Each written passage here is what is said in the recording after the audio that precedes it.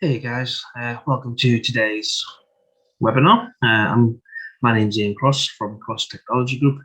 I'm going to be taking you through some of the productivity benefits of using Autodesk Vault, giving you a bit of an introduction to what it is, how it works, and how it can speed up and automate some of your design processes in your office. So move to the next slide.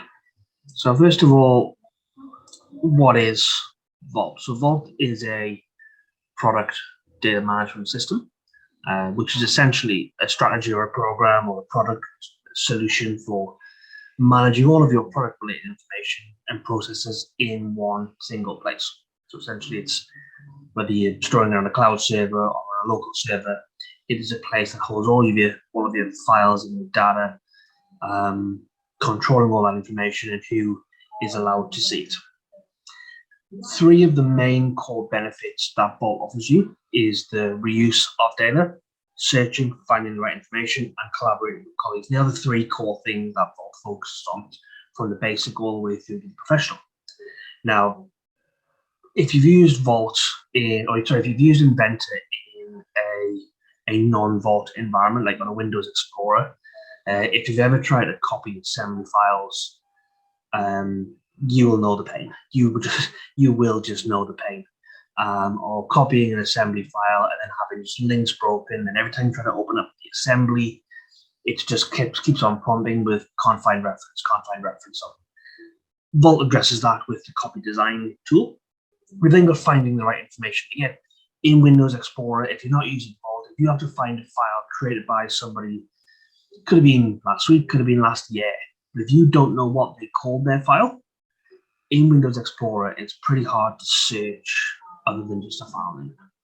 So Vault allows you to index all the properties, the iProperties, the attributes inside Inventor and AutoCAD files. It allows you to search upon those properties inside of Vault, so giving you more powerful searching than just the file name, whether it's file extension, whether it's part number, part name, stock number, custom iProperties, information in the title block.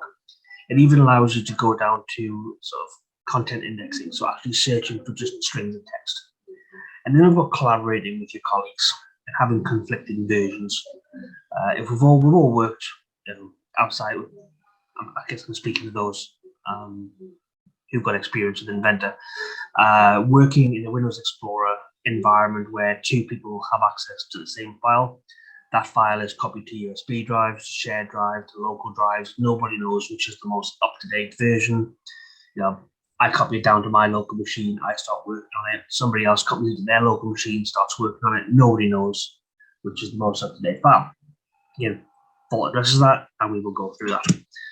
So, bringing on to the next thing is, what version of Vault do I need? So there's three versions of Vault. There's your Vault Basic, which comes with your product design suite or your AEC collection, which gives you your standard CAD integration with the likes of Inventor, AutoCAD, Revit, things like that.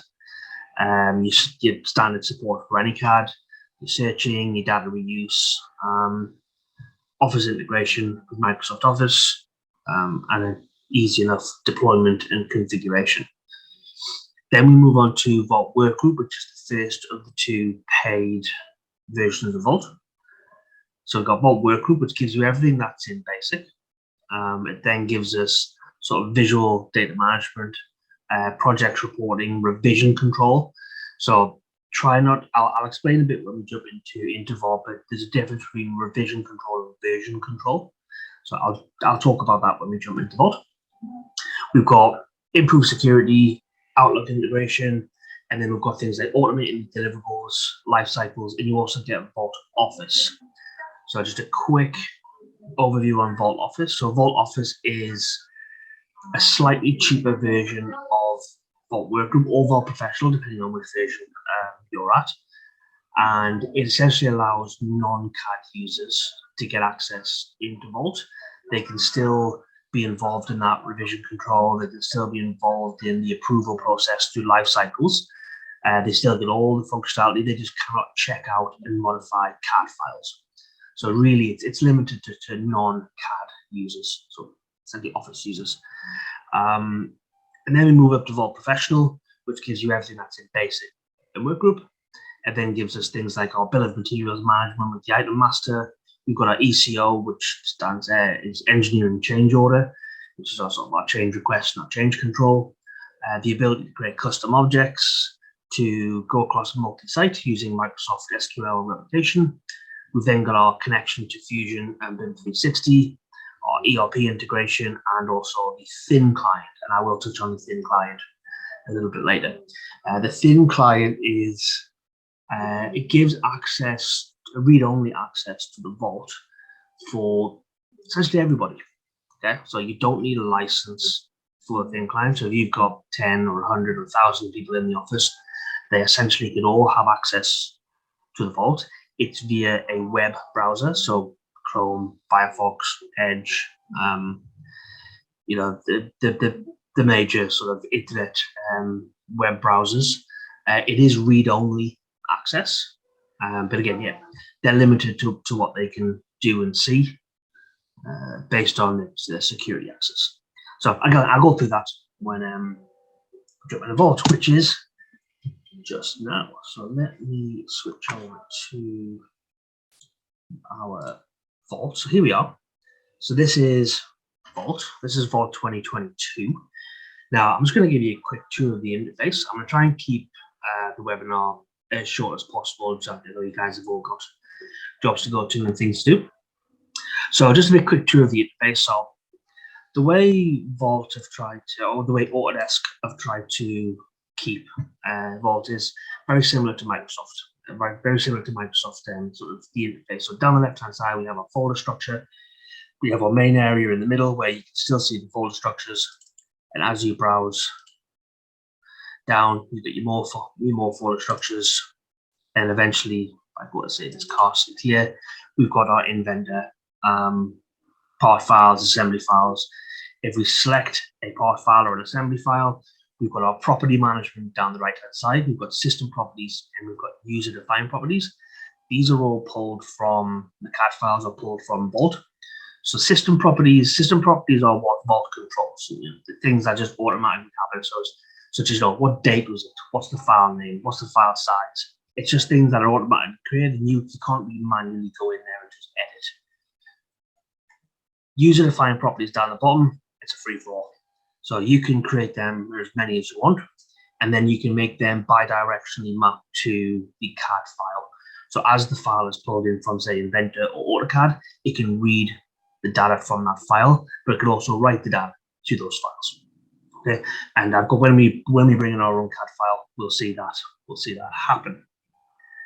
Okay, and then down the bottom here, we've got our history, our uses, where you use change order, and our view tab. So the history is every time a file is checked in and checked out of Vault, you'll see that this increments by 1. Now that is a version. Now we're not talking revisions. We're not talking going from revision A to revision B, or revision A, then it goes to release to manufacturer, it becomes revision 0. A version of the file is every time you check in and check out a file, it increments the version. It's just a change in the metadata of the file. Okay, so version A theoretically could have 100 versions. Version B, or sorry, revision B could have another 100 versions. So there could be 200 versions, but only 2 revisions. Okay, so you got to be careful not to get those two confused. At any point in time, you can go back to a previous version. So you could be, let's say you're working on revision A, it's checked in and out 100 times, and then you think, damn, you know, that thing I did sort of 2 weeks ago at that major design change that I made, shouldn't have done that. You need to go back to there. You scroll back through the number of versions. Find out where you made the design change. I would hope that you put the right comments in there to let you know what you did at that version, and then you can always go back and bring that one back to life. So it's important not to get versions and revisions confused. Now, Vault is a revision control software as well. So as it goes through its life cycle inside of Vault, Vault has the ability to automatically control those revisions. So it takes out that manual error of moving it from A to B, or A to 0, or B to C, or A to 8.1, that sort of thing. It removes that kind of human error factor away, which we'll go through as well. Then we've got our security. So to get into Vault, you have to have a login. And each login is given a role and assigned to a group. And each group is given different levels of security. So if I just go have a quick look at our security here, bring this across. So we've got our users and groups down here. And each group is given a particular role, whether it's they're given admin roles, whether they're given access to change orders, whether documents consumer is just read only, whether you want to give them access to change custom objects, whether you want to give them access to change categories, life cycles, revision management. It's up to the CAD admin to give the correct access to those files, completely locking down your Vault and only giving access to those who need it and those who should be having access. You can really be as strict as you want or as lenient as you want. It's up to you how you want to configure your Vault.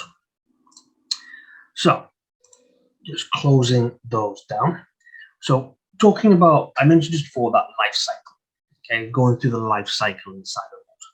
So you can see these files here and they've got this thing here, state. Okay, the state is part of a life cycle. You can have as many life cycles as you like, okay? And that life cycle is made up of a number of states or a number of gates, depending on how you want to describe it. In Vault, they're called states. For example, might have work in progress is one state, then it goes to a review state is in the next state, then it might be approval, then released, obsolete, superseded. They're the different states. Each state has security assigned to it. So it comes into work in progress. Let me see if I can find it quickly down here. So it comes into work in progress, and that state has security assigned to it. So maybe it might be just the draftees you want to assign to that state. Okay, you don't want the managers, the reviewers, the approvals to be interfering while it's in work in progress. It's at that state, and it's given access to particular people. Then once you've checked in and checked out, you've done your work, you move it to the next state, and then that gives the next set of people the correct access, and then so on and so forth. So each state has its own security and only allows us the correct people to have access to do what they need to do. And that's all configured within the admin side of Vault. I'm not going to dive too much into the depth of how to configure Vault up. I will quickly show you how it's done, but I'm not going to dive too much into the depths of the animal just today. So if I come into say my life cycles here, here's one. Work in progress, reviewal, released, quick change, obsolete. Each state has security, allowing certain people read, modify, delete, and download access. So as it transitions through each state, you can give access to whoever you want, and you can allow them to do. If you don't want them to see them at all, deny them read and write access. If you want them to have full access, give them read and write access. It's up to you how you configure. We then got our transitions. Okay, so going from work in progress to other states. So going from work in progress to review, that's allowed. Okay, so in the transitions here, we'd say that it's allowed. There's no restrictions, or you can say only allow certain people to move it from state to state. Right? So it's making sure that files are moved from state to state correctly by the correct people, trying to reduce errors. So you haven't got anybody trying to bypass the system, push things through too quickly, and things aren't checked correctly. And again, causing the file to get to manufacture, it's made wrong, it's got to come back, it's got to get changed again.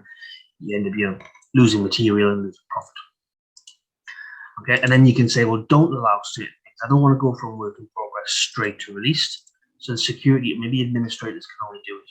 Okay, or you might want to just come in and say, find groups, everyone, and just say everyone deny. Okay, just say no, nobody's allowed to do that. So it's up to you. It's up to you how you want to have it configured. I'm not going to go too much into how all that works just today. So while I'm on this page here in the Vault settings, we've got our life cycles, we've got how our revisions are controlled, so we can pick and choose how we want. I've got my numeric revision here, number formats, and how they all happen. Right, well, I've actually got a file set up, ready to get checked into the Vault, and we'll take you through the life cycles, and I'll show you how it all works. Before I jump into that, I just wanted to show you the search tool inside the Vault. So in Windows Explorer, you can really just search upon the file name. Okay, in Vault, you've got pretty much everything in here that you can search upon, whether you want to search on what type it is, what the part number is, what the material is, who designed it, when they designed it, anything. Okay, so if I come up to my search here, now if I type in a search there, it's just going to do a broad search across the board. It's going to search essentially every single property. I want to be a bit more intelligent, so I want to narrow it down. So let's come under here to find, and this is where I can start saying, okay, well, I only want to search for drawings to start with. So what I'm going to do is I'm going to go search for file extension is IW. Okay, so I only want to search for drawings. Find. All right, we've got 65 drawings. Okay, I know that I'm looking for something to do with a car wheel, or let's say, actually, no, let's not go car wheel. Let's go. Let's look for the fishing. I know there's a fishing rod in here somewhere, so we might have under description. I'm going to say it contains. You can see contains does not contain is empty, not empty. When you've got dates, you can say is or after or before, or things like that. Description is contains fishing. Add and I got nothing with fishing in there. I thought I had fishing rod in.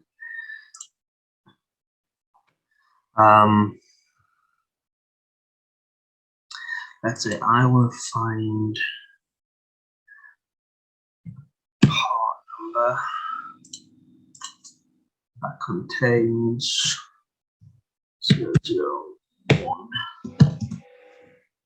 Yeah, add that in. All right, and that's why I put in the asterisk, so it's narrowed down after finding the correct things that I want. And then you can see, yeah, okay. Even the states, it might be that you know that it's work in progress. So you can say, all right, well, I want to find the state that contains the word work. Add, find. And then it narrows it down. All right, so you're not limited to just searching for the file name. You can say who created it, when they created it, what revision number, part number, state, dates, giving you a huge amount of powerful searching capabilities to find things quicker and easier. It might be one of the common searches that we get, if I just remove these, is at the end of the week, most people like to check in everything that they've worked on, so everything's involved for a backup to happen. Right? So one of the common things people search for is checked out by contains. I'm actually not sure I've got anything checked out. So look, add, find. No, I've got nothing checked out though. I didn't think I did. But what you can do is you do your search and then you can save it. Checked out. Okay. So by saving that search is saved in here under my search folders. So at the end of every week, instead of having to go in here and typing all that in again, I just click there and it does a live search of everything I've got checked out, and then I can individually start putting them back into Vault. Okay. So that's just a good way of using searching. It might be, you might want to search for project numbers. And so instead of having to, go through your long list of sort of folder structure, you might just have the project number. It might be that you just want to go say, let's pick some 001 not in my admin searches. That's not going to work, is it? It goes and finds. There's my car wheel that I need to look at. Okay, that actually brings me nicely on to the copying side of things, so data reuse. Okay, so let's say we'll stick with this car wheel. Let's come down into here. Let's call seat. Sample data wheel assembly. There we are. Okay, so I've got this wheel, this tire that we were just looking at there. And let's say we are the manufacturers of them. We're Wheel Incorporated, whatever you want to call yourself, and we're designing a new wheel. But some of the parts are going to stay the same, some of the parts are going to change. So we need to copy the entire assembly but reuse some and create new versions of others, or even maybe exclude certain parts. So in Windows Explorer, trying to do that in the past with Inventor was a nightmare. You'd spend your lifetime trying to fix them. References and all sorts, so bit of a nightmare there. So what we're going to do is we come to our top level assembly and we're going to say copy design. Okay. That brings up our little copy box here. So first thing I'm going to do is I'm going to copy the entire thing. Designs sample new folder, and we'll just call this test. Okay. I'm going to copy all of them to the test wheel. This subassembly here is brake caliper. Okay. The brake caliper is going to stay the same. So what I'm going to say is I'm going to reuse the brake caliper, okay, and its subparts. Okay. I'm going to reuse that assembly because that's going to stay the same. The rest of the wheel is going to change, but the caliper is going to stay the same. Okay. So it's going to copy and create a new assembly. At the moment, it's going to create a new assembly called copy of yada, yada, yada, yada. So I want to bring in our numbering schemes. So Vault's got the ability for you to plug in your organization's numbering scheme. So we have a list here. Let's bring it across. There we go. Now I've got, say, cross technology group there. We've got some person, products, projects, sequential files. Let's drop them into cross technology. So what I'm going to do is I'm going to select them, that, and just drag and drop. All right, then I've got my destination name here. So CTG, cross tech group, -M, and then an incremental number. Now we can change that M if we want. So we can drop down a list, and that list can be, obviously, it can be a lot more. I've just picked just 4 generic names: manufacturing, electrical, construction, architectural. So you just select that, and it'll change it to E, depending on the discipline that you select. Okay. Now you can also say exclude these as well. So it might be that your new assembly just doesn't have that part or sub-assembly in. So you've got the option to say, yeah, just get rid of it, don't need it, and exclude it from the assembly. So once you've done all that and you've give the correct naming structure, you've selected what you need to do, all we need to do is say execute. And now we have a brand new assembly. Okay, let's just continue. Okay. Okay. Now it looks a lot shorter than that one there. Now that's for a reason. It's because this assembly was copied, so it hasn't duplicated that assembly. But if we look under the uses, it's still there. You know, it's just referencing the other one. Okay. So it's created me a brand new assembly with my new naming structure, but it's still referencing the brake caliper from the old wheel. Yeah, the brake caliper from the old wheel. Okay. So again, much easier than having to do that in Windows Explorer. Okay, right, let's jump to Inventor. Okay, now I am just going to create a new sheet metal file. I'll keep this as very, very simple as possible. Okay, new part. Sign into Vault.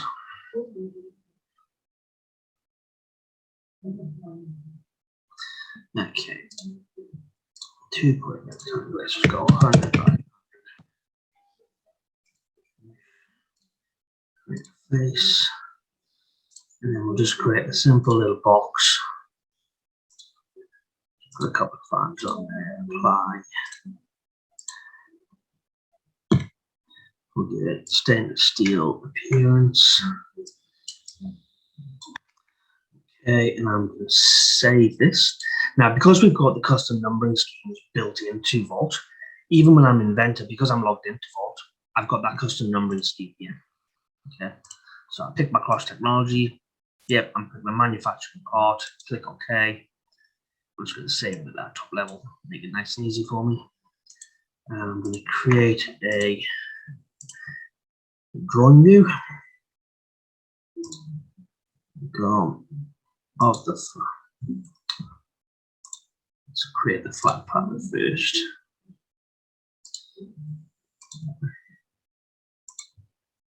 And let's go base view, flat pattern.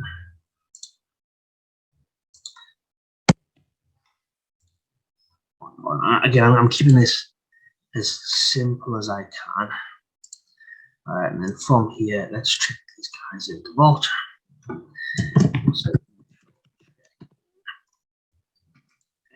from Inventor, your workflow doesn't really change apart from the check-in and check-out. Again, you use Inventor like you would always use Inventor. So let's jump back to Vault. Let's do here. So there's my two parts. Right now, these files I've created in Inventor. I've checked into Vault. These have automatically gone on to work in progress state. They've been given a revision number and they've been assigned an Inventor drawing and a sheet metal part. Right? They've automatically been categorized. And that's because of rules. So when you get Vault and you first install it, you need to configure a set of rules. So when files come in, how you want them to act. Because you could have, say, electrical files, mechanical files. For example, we'll keep it straightforward. Electrical files come in, they might have a different approval process, different revision structure than mechanical files. So when files come in, you don't want to have to manually say, oh yeah, put that one on that life cycle, put this one on that life cycle, send this one to, Dave for approval, send that one to Steve for approval, send that one to, Jane for approval.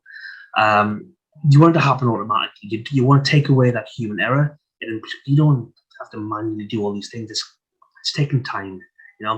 If it's automatic, it shouldn't go wrong. Right? So these files have come in, they've automatically been assigned a state, a revision, a category. Now, I'll just very briefly show you where the rules are. Under here, rules.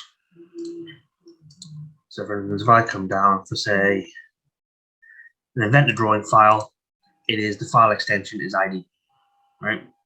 For a sheet metal file, there's my sheet metal, Inventor sheet metal, subtype contains sheet metal, file extension is IPT. And they automatically get assigned to that category, the category sheet metal part. That category, sheet metal part, where is it? Tells it to go to a particular life cycle, tells it to have a particular revision screen, and gives it a set of properties. Okay, so that's automatically happening as soon as you put it in the Vault. Back there, done. Right. So it's in the right security. The right people have access to the correct files. So we're sitting at work in progress, and it's a check-in, check-out sort of situation with Vault. Files live on the server or wherever your server is. When you want to work on those files, you do check out. That copies the file down to your local machine. You work on the files locally, so performance is at its best. You then check the file back into Vault when you're finished. When you check the file out from Vault, it lets other people know the file is checked out. They can't have edit capabilities. Okay? They cannot get that file out to make changes. They still have read-only access to the file, so they need that file in their model for reference purposes. Maybe they just want to constrain a few things or measure a few things. They can still do that. They just cannot check it out to edit it. Okay, so that it's the single source of truth. The file that is involved is the latest and greatest. So it stops people with duplicate files, taking file, having mix-ups on what is the latest and greatest file. So we're sitting in Vault. We've checked in, we've checked out. Let's say we've checked in and out a couple of times. File is where it needs to be. We're then going to move it to the next state for the approval. Okay. So what I'm going to do is I'm going to select my drawing file, I'm going to change state, and I'm going to change it over to the review process. Now, this is a sheet metal part. It's a sheet metal drawing. Chances are you're going to want to create a DXF for this file. Don't want to have to do it manually. I want Vault to do it for me. I want Vault to create a DXF for me and a step file. Okay. So what I'm going to do is I'm going to push it through to my review state, and in the background, what's going to happen is Vault is going to move it from the review state from the work in progress state to the review state, and it's going to create me a DXF in the background. It's going to do a couple of other things. It's going to update the visualization file. It's just going to sync all the properties, and it's going to create my DXF file for me. Now, this is all done through something called using the job processor, which comes with Vault. Okay. So I've got my own little script there that does little things for me, and it's open for you guys to create your own scripts as well. So that's just creating the background. It takes maybe 10-15 seconds to create files. and it is done. So let me just go in here, do a quick refresh. Down the bottom here, we have a DXF and we have a step file. Again, manual process eliminated. You don't want your users have to constantly remember, you know, they're submitted for review. Oh, didn't create a DXF file. Got to go back, create a DXF file, and so then attach it, submit it in the Vault, link the two together. You know, eliminate all that. Have Vault do it out of the box. Okay. Anyway, we've moved through to our revision scheme. Sorry, our review state. Now, whoever had access in the work in progress, their access has now changed. It's now in the reviewer state, and different people have different access now. So it might be that the reviewers and the approver groups now have read modify access. The draftees don't. They've just got read access. So the files then checked in, checked out. If the reviewals happen, however you want to happen, whether you're doing reviewals in BIM 360, in the construction cloud, whether you're doing them in redline markups in design review, however you're doing them, you know, they get done.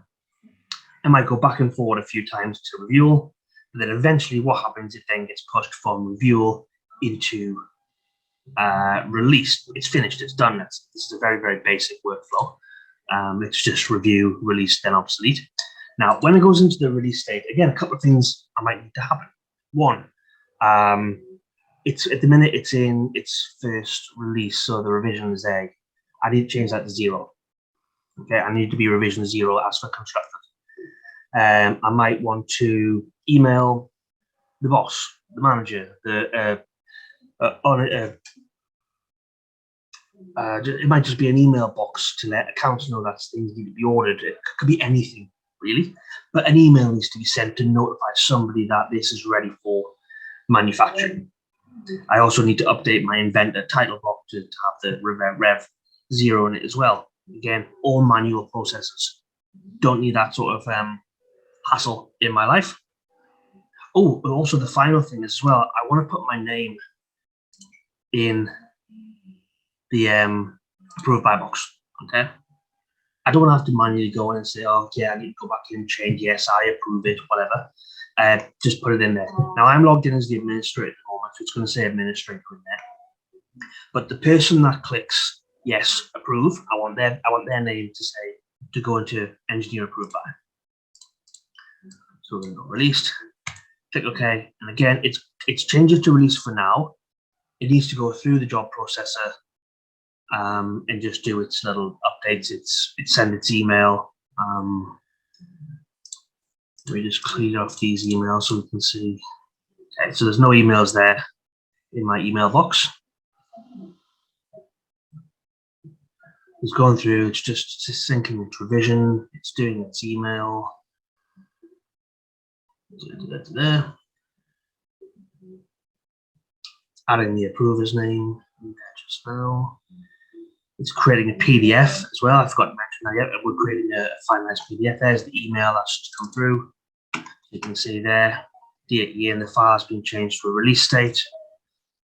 Okay, let's get that. Oh, and I've just got another one for the, I've got one for the part file, one for the drawing file. Now I know it can be pretty annoying if you're going to get an email for every single file. You can restrain that. You can say only do it for drawings, only do it for parts. You could say only do it once a day. You've got flexibility on when those sort of emails go out. So let's just do a quick refresh. So I've changed my drawing file and my part file to Rev 0 because they're now as constructed. There is now a PDF created. And if I just grab my drawing file down here, we've got the administrator's name in the title block, and we've seen the emails. I'll just open that one up again. An email come through, and your file has been changed to release state. Here's the link to go and have a look at it. So again, just manual things that just are slowing you down. It could be mistakes could be made. There's config files for the DXFs, the PDFs, whether you want line breaks or hidden lines or dashed lines. There's all these sorts of things you can change and modify and suit your particular need. But it's increasing. If you don't have to worry about your guys manually doing these tasks again and again, you're improving your productivity. Okay, you're doing things faster, quicker, and correctly. Less need for going back and making modifications. Right, so that's taking a file through its life cycle. In a nutshell, that's the way Vault works. This is Vault Professional. I did mention this is Vault Professional, but it's looking at the search tool, looking at the copy design, adding a file in, check in, check out, taking it through a life cycle, and automating some of those tasks to speed up your productivity. That brings us on then to the thin client. So I am just going to bring up my thin client here. I just bring this across. So this is the thin client. So you go to the correct web address. So it's the server name, Autodesk TC, your Vault name. Now I have a user called web user, which is essentially a read-only account, and I'm only allowing them to see what I want them to see. They're only going to be allowed to see released PDF files. I don't want shop floor accounts or whatever getting access to native CAD files. Not with that. So if I was to say do a search for an assembly file, only brings back folders. But if I say I want to search for a PDF file, I get a ton of PDF files. Now, obviously, you can search on a bit more. You can then you can filter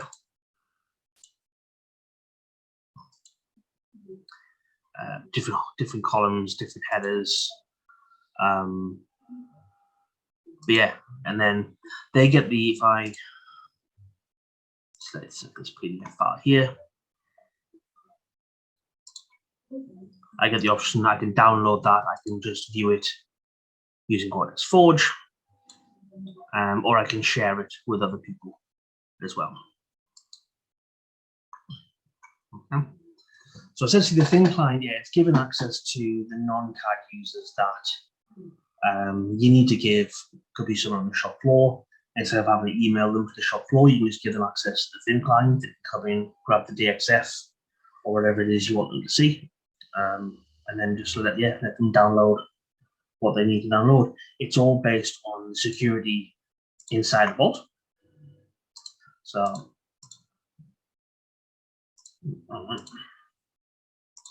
under Vault settings, say I've got my web user here, and I've basically given them document consumer, which is read-only access. And then in your, that's my job queue.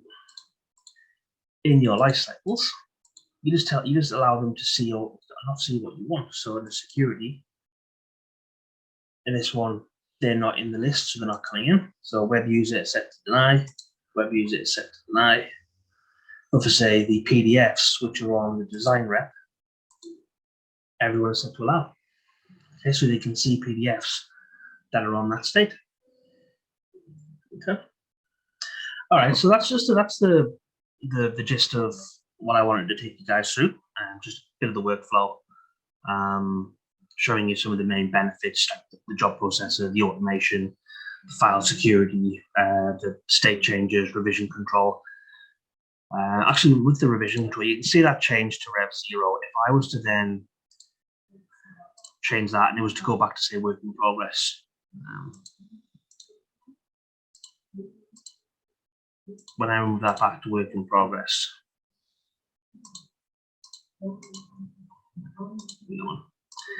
it then automatically bumps it up to Rev 1. Okay, so it's got that automatic control, so then you don't have to worry about going in, making a change, go back into open an Inventor, changing the revision and all that sort of stuff.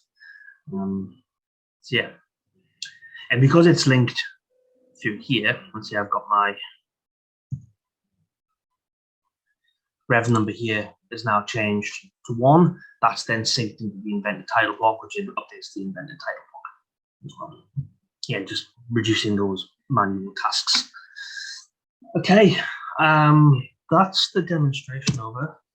Just a quick note: we're attending the Australian Manufacturing Week in Sydney in June, and we've got special guest Tech 3D, used to be TFI CAD Tips, coming over from the UK. Neil's an Autodesk expert elite, and a bit of a guru when it comes around technology in the manufacturing space. So if you want to say hi and catch up, by all means come by. We'll be at stand AM74, which is the additive manufacturing section. I look forward to seeing you guys there. If you do want to get in touch, by all means, please do give us a call, drop us a mail, jump on the website. We're an Autodesk reseller, so we provide online training, plugins, consulting services around the Autodesk world. So thanks for your time today, guys. And say if you do have any questions, please do drop us a line. Thanks very much.